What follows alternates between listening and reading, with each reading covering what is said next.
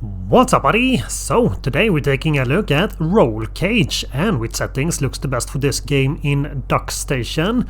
So we are starting here with the default settings. So the internal resolution is 1x, dithering is turned off or it's set to true color, and the scaling here is by linear smooth.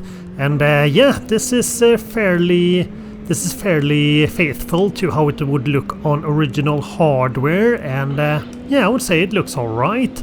But can we do a little bit better than this? I'm pretty sure we can. So first of all, let's change the internal resolution here to this recording's resolution, which is 9x or 4K here, and yeah, a lot more crispier, but we can also see a lot more how the geometry kind of bubbles around, and well, it's quite noticeable here in this game.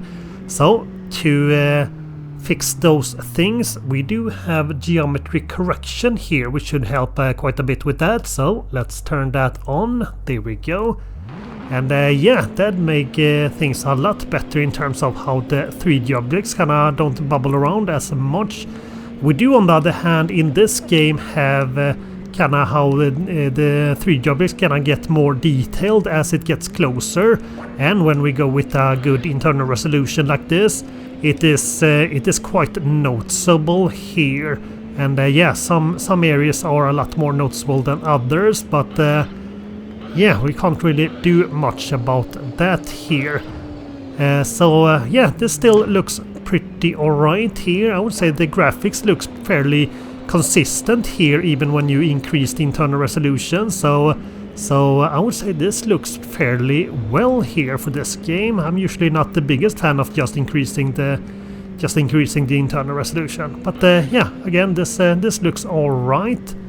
Next up would be to turn on dithering here. It's by default turned off or it's set to true color, so let's set that one to unscaled. There we go. And yeah, it's not like all that much, but it does makes the image a bit less bright here. So in some places it can kind of be a bit too much, I would say here. Other than that, I would say the dithering itself looks pretty good in this game, so I do prefer it to be turned on here. But for the brightness, you can do something about that. So if we have to decide here, you can't really see that here, but we do have post-processing here. So if we click here, and yeah, we have here in the corner, which you also can see if we click on add, and I have already done that, we do have simple brightness here. So yeah, let's enable that, and this is set to 1.2. By default this one is set at 1, and it doesn't add or remove any brightness there, but I have increased it 2 times there, or to 1.2 there, which I think looks a bit better here. Yeah, some parts can kind of be a bit too dark otherwise by default here. Let's go a little bit further here. It was quite noticeable here in the tunnel. There we go. Let's go turbo. And yeah, a lot of the levels in this do take place during the night or in the evening here. So yeah. Let's see, let's turn off this post-processing here, or this brightness. There we go.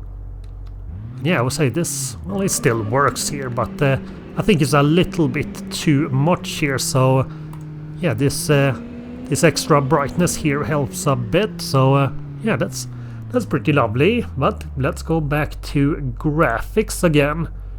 So next up, let's try some downsampling here. So I'm gonna keep my 4K internal resolution and then turn on downsampling. There we go.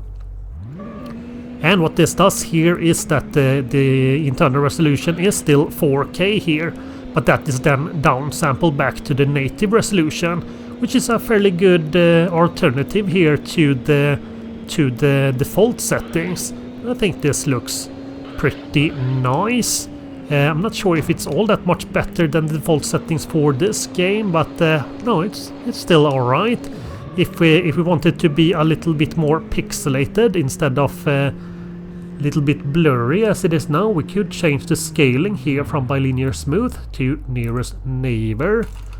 And yeah, I guess this works alright here as well. But well, for a lot of 3D games I usually prefer those to be a little bit more blurry instead of pixelated here. So yeah, I would prefer the bilinear smooth here. So yeah, let's change that one back here. There we go. Yeah, I would say this looks a little bit better here. But yeah, this option is also pretty good here to kind of make it so everything blends in a little bit better here. But well, again, it's also a bit blurry. So last thing to have a look at would be my preferred option, which well, let's have a look at that. So I'm gonna disable or remove downsampling and change the internal resolution to 2x. There we go. So we have a little bit of upscaling, but not all that much. Then under advanced settings, I'm gonna turn on multi-sampling here. So this is the one I found to work the best here. So there we go. And yeah, here we do have a little bit of blurriness, but we still have pretty good detail for the 3D objects and stuff like that. So things still blend in fairly well. And yeah, I would say this is my preferred setting here for this game. And that looks pretty nice actually.